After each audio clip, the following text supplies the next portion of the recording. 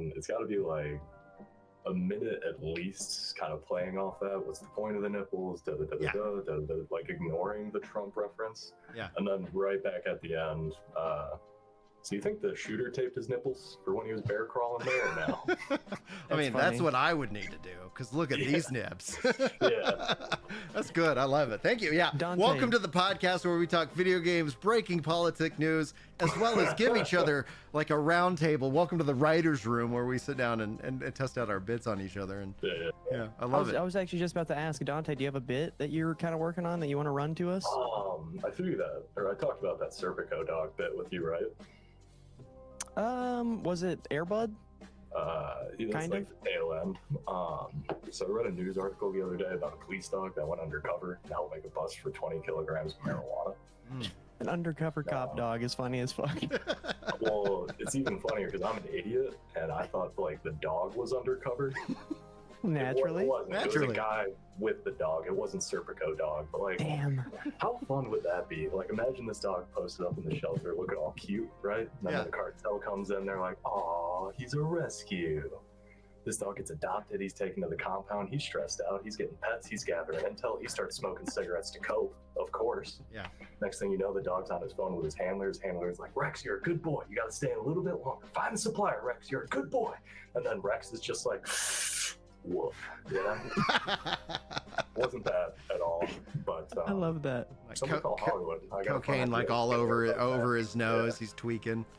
It's like, oh, no. So that's kind of like that bit right now. And an angle I would want to work in there is like an interaction between Rottweilers or Pit Bulls already at the compound and this undercover dog.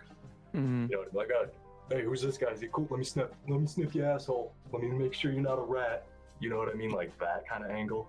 Yeah. I don't know. That's funny. I'm trying to play with that. I don't know what works there. Cartel Kingpin dog. Yeah. Dude, It's that's gonna so be funny. A whole, like hour. That's a great ecosystem for a joke though. Like, cause there's gonna be a lot of different punches in that for sure. Yeah. it's Like been you a start lot of drink, fun so far. your preference becomes Kong like toys with nicotine in them because you're Serpico dog. Yeah. That's how you sneak the drugs out. The Coming at convoys. he's like having to get along with the bully breeds. You need to make the dog. The breeds of dogs though are just insane. So like I feel like there's so much to that. There's that's worth limits playing exploring. there, right? Oh yeah. Like you can do the Rottweilers are already at the compounds, or oh shit, head of dog security is a corgi, Hank. He doesn't like rats, dude. Hank will put you in the bottom of the barrel. All of a sudden, I feel like a graphic novel is emerging with all of these dogs having like real, like, you know, hard lives and and whatnot. Yeah. That's my favorite kind of joke. Just silly, kind of paints you a little visual. It's not. Yeah. You don't gotta think Storytelling. too The hard story. about it. Yeah. You just get to follow, right? Yeah. Like I've thought this out. Figure it out. Come follow me. That's fun. Very nice. Back to a thing that Dante said earlier about Elden Ring. We do real weird pivots here on the show. So, Shadow presidential Warrior. assassinations. You know, speaking of which, that makes me think back Elden Ring.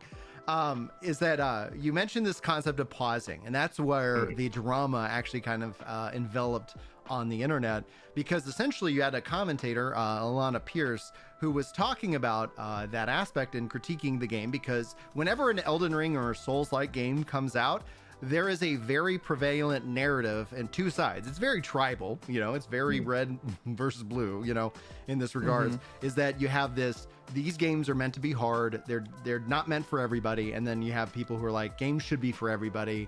And just because of X, Y, or Z, I am not able to play this game. And this always happens, right? So this is a natural thing. I was expecting this kind of conversation. But Alana comes out, talks about the game not having the ability to pause, which that was one point against her, because the internet was like, you can pause the game. It's like, okay. Yeah. But the other part was, she then related it. She then said, like, you know, like having a child is like having a situational disability. And it was like, and then that's when, like, you know, from my perspective, wild. well, and it's funny because it's that it's a Like, I get what geographical you're term. saying, but you can Right. just say responsibility. Responsibility, You right? don't have to You say have responsibility, disability. a disability, like responsibility. It's right there. It's right there. Yeah. But it's a geographical term that like Microsoft and like she works in on the coast, so it's like that's what she used. And I just kind of was having fun. I was like, I kind of like to think of them as difficulty modifiers to my video games, as opposed to like disabilities. And so then that became a huge talking point online for like at least a week, because it was like, can we come up with another term? Because Yeah. like as a You know, parent, so- guess what? Like, and she obviously doesn't have children, and that's why I think it ended up making it even more sweet.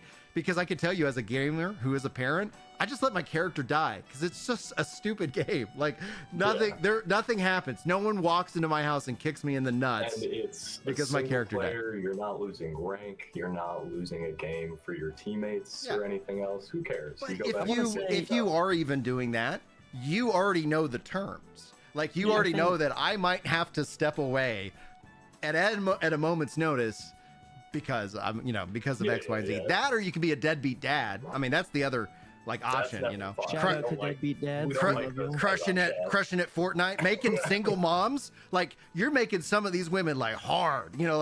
Way to go, deadbeat dads.